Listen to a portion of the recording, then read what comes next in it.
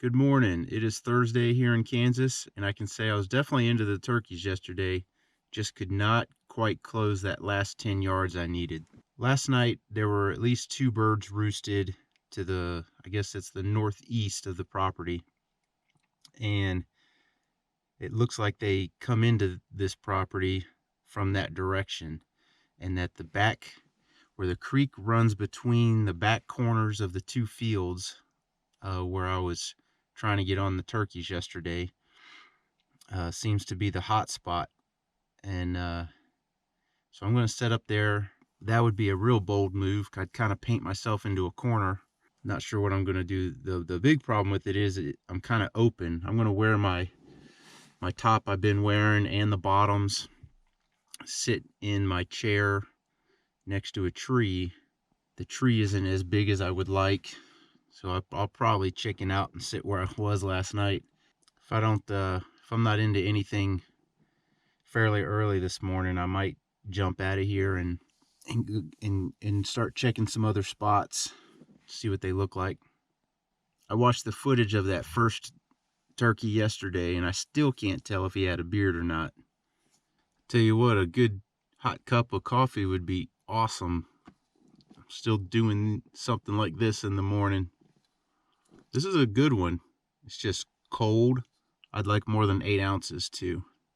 I'd like to start the day with twice that. Normally I start the day with probably 3 or 4 times that, but not exactly early this morning, but that was on purpose. I was trying to get every minute of sleep I could. I still got to bed after 11 just because the sunset's so late right here, and then I was just standing around listening. Those gobblers are 400 to 800 yards, depending on which one I heard. And so really I just got to get in and sit down. They'll probably start gobbling in the next 30 minutes or so. But I was back in this corner until about 9 o'clock, maybe a little after. So there was nothing back here roosted. I don't have to worry about blowing anything out. Well, they started gobbling about 3 minutes after I said it was going to be 20 or 30 minutes. Got one over there. And there's the two from last night definitely over there, possibly a third to the, I guess almost to the east. Kind of east, northeast.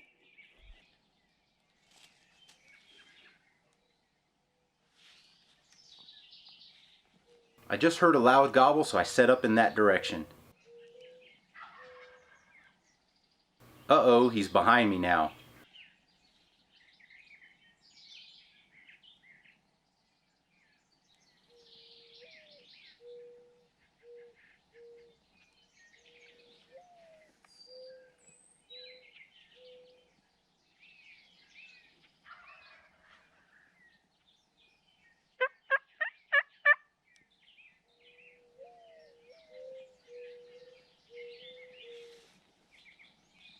At this point, I can see him when I turn my head, but I'm badly out of position.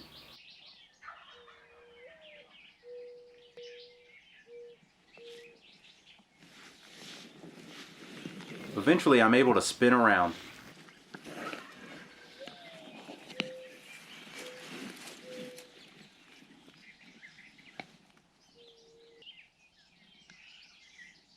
Get my camera on.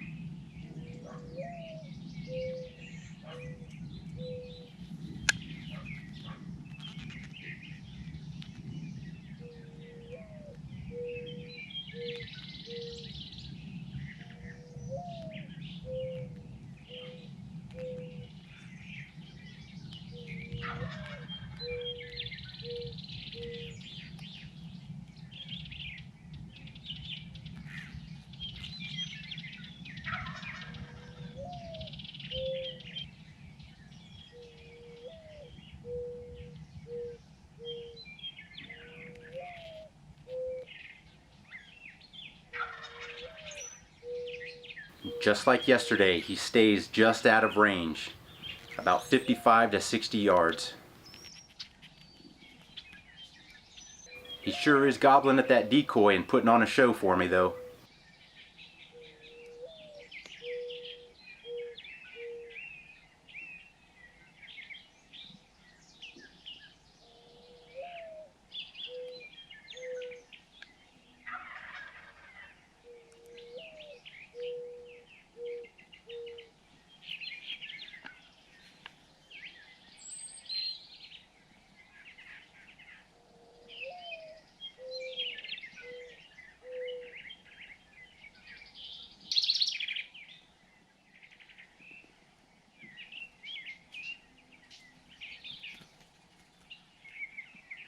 Eventually he moves off and stays on that side of the creek and moves up.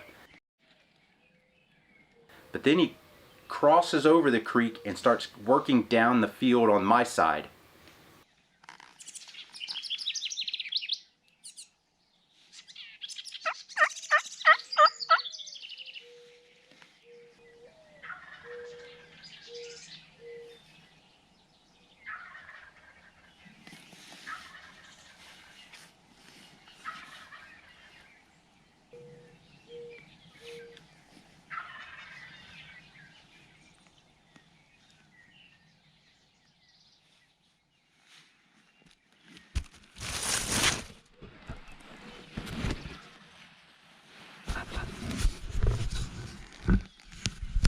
He's hung up out there.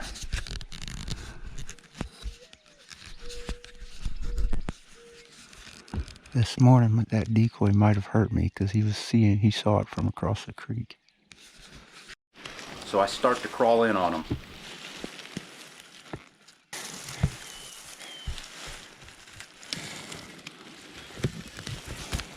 Figure with the sun coming up kind of at my back, that'll help me out. So I'm about as far forward as I can get.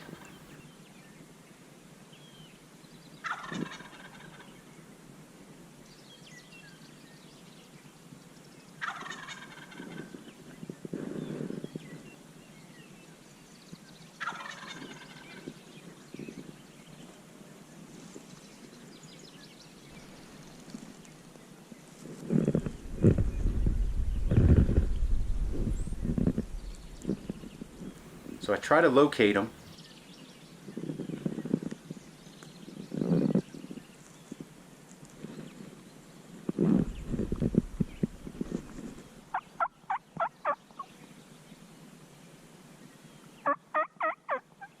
But he doesn't answer now. So I ease up real slow and he's not there. So I stand up and look around, disappeared.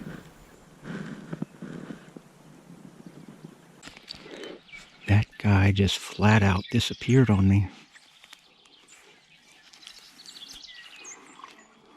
He was kind of coming down the field, but I figured he wasn't going to leave the field. So I crawled behind this brush over here.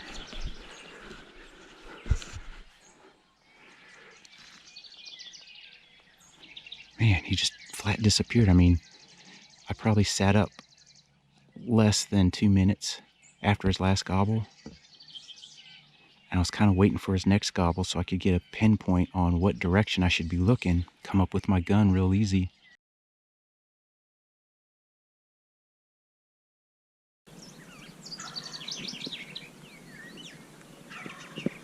Gobbler ends up at the top of the thumb field again. He's here, and I'm back here.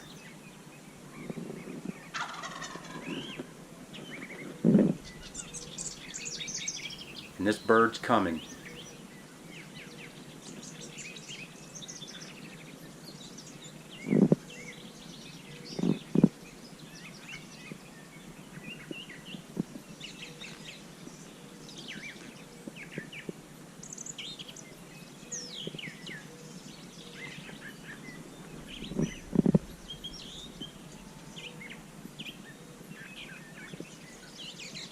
Here he comes. I got a wide open shot to my left. Then he makes a hard turn and he's heading to my right.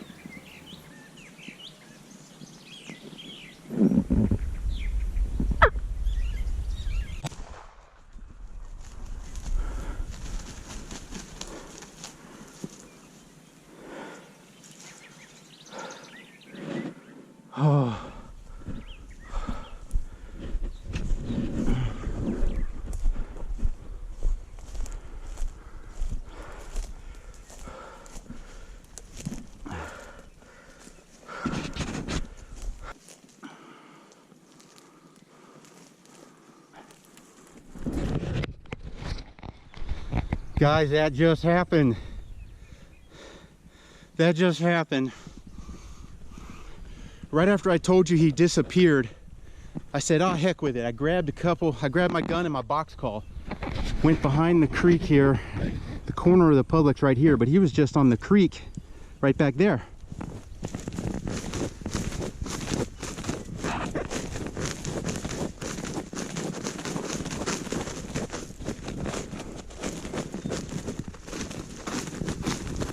Hang on, hang on.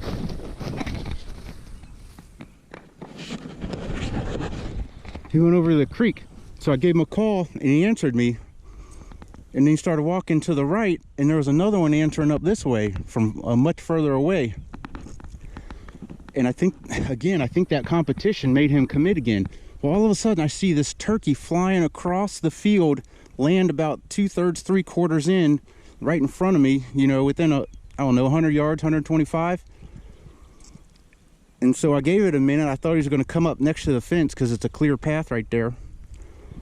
So then I hear him call over here. So I said he came in, hit, went around. So I got back across the creek, and he was standing up here right where I set up yesterday morning initially. And then I gave him some more of that box call, kind of down behind me, so make it sound like it was a little further away. And dang if he just didn't start coming this way. All the way. All the way. I mean, I'm talking 1, 2, 3, 4, 5, 6, 7, 8, 9, 10, 11, 12. I was squatted down right there. And danged if he did not come 12 paces. He was so close, and he didn't stop when I gave him that little cluck. And I was worried I was going to miss being so close and him still moving a little. Oh my goodness. Rio down in Kansas. Well, guys, here's my Kansas bird, the Rio Grande turkey. I certainly can't say that I haven't seen turkeys. I have definitely been in and around them the past almost 48 hours since I started checking around in my car yesterday. Yesterday, I just could not close the distance on those two. And that first one, I watched the footage last night real quick, and I still can't tell if he was a jake or not. But his gobble was so weak, and I was starting to wonder, was that because of the heavy wind, even though he was that close? So when this guy flew across, went around and ended up there, I'm like, oh, we're gonna play this game again. He's gonna stay up there, strut in a little bit, and then leave me at, 50, 60 yards. So once he got into 40, about 40, I was thinking, I've got a shot right here. He's in range, but there was some little bit of brush in front of me. I didn't want to chance it, and he's still coming. So, hey, if they're coming, let them come. And then once he got inside of 40, he came quick. I mean, he just started coming in, and I thought I was going to shoot him to my left at about 15 yards, and then he must not have saw a trail through that weed ring, and he turned left, and yeah, his left, and man, he was right there. I thought I might miss how close he was, and he didn't stop when I clucked. I clucked at him, and he was in this gap of pure nothing. I had wide open shot right there. You know, when they walk, they do that head bob. Well, I kind of caught him when his head wasn't moving. His body was moving, but his head wasn't. So I kind of caught him right there. Folks, if you've been following this turkey season, you know I was able to get one in Florida. Nice guy, buck. I got a bird in Alabama and Missouri, Easterns. I got my Miriams in Colorado, and now the Rio Grande in Kansas. I just did a single season Grand Slam. I don't know if that buys me a cup of coffee anywhere, but dang, single season Grand Slam.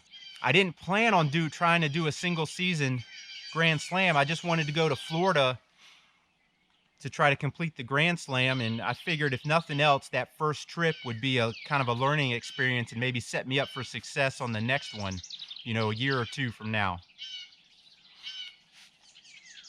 Well, then I realized kind of in February, I was like, you're going to actually hunt all 4 subspecies. I drew my tag in Colorado, which I still have, and I'm still going to hunt on, which is for a Rio turkey. I said, I'm going to hunt a bunch of Easterns. If I can get that Florida Osceola, I've got an outside shot. Well, here's my outside shot. He gave me a second chance today. He doubled back. He left me, was way over there. It's maybe 300 yards across from this side to that creek over there that's on the private. It's just part of this creek system, just zigzags everywhere.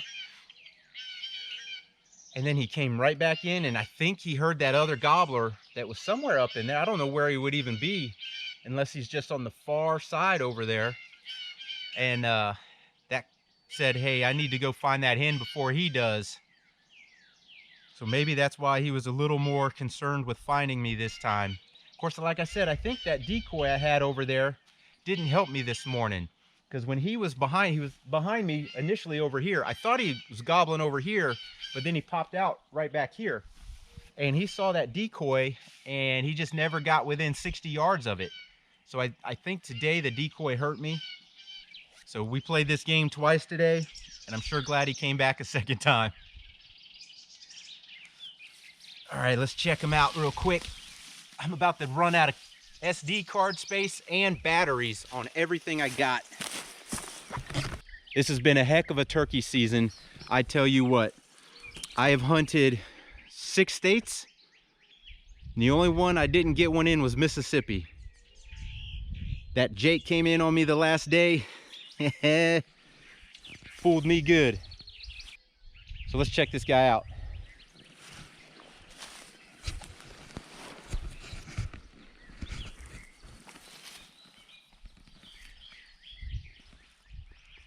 Got our beard. Probably I'm guessing a 2-year-old. Based off spurs and beard.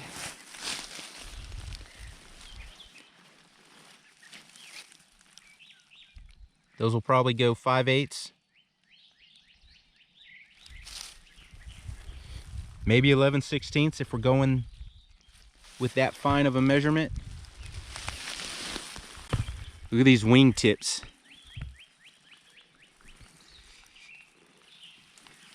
Tell me he wasn't strutting.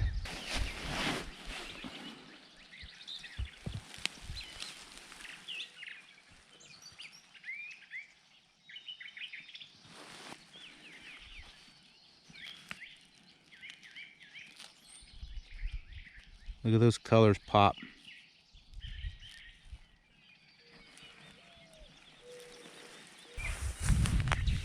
Got my Kansas tag in my pocket here. I'm gonna go ahead and do that. Get legal and then carry him to the car. I reckon I got to take care of him there at the car and then hit the first gas station for some ice.